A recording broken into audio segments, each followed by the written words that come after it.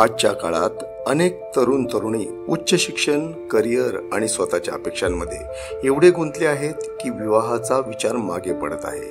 तसेच पालकही आपल्या मुलांसाठी अतिउच्च अपेक्षा ठेवल्यामुळे विवाह जुळण्यात अडथळे येत आहेत। मात्र लग्नाचा योग्य काळ संपल्यानंतर एकाकी आयुष्य जगण्याची वेळ येऊ शकते आणि त्यावेळी पश्चाताप केल्यास त्याला काहीही उपयोग नसतो।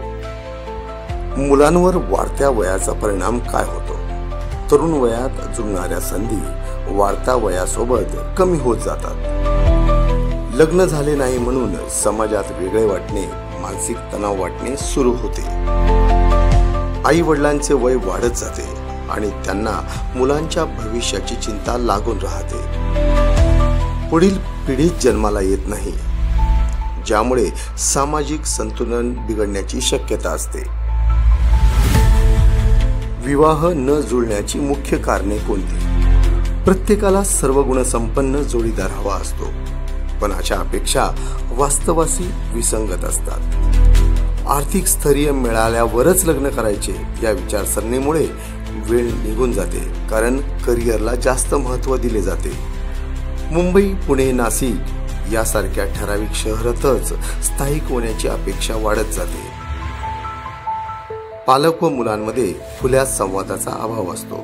विवाहासाठी दबाव टाळण्यासाठी विषय टाळला जातो। पालक आणि मुलांनी काय करावं?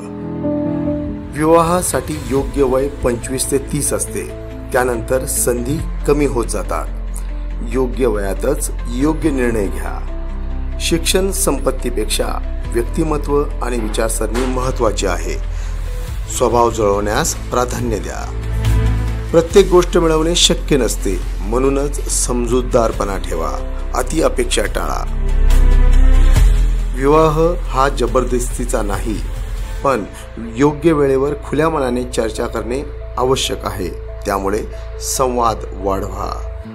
लग्न ही जबाबदारी आहे, पण केवळ लोक काय म्हणतील म्हणून घाई करू नका।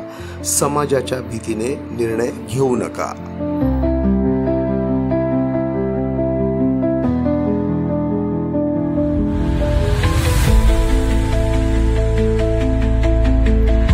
वेळ हातातून निसटण्याआधी विचार करा।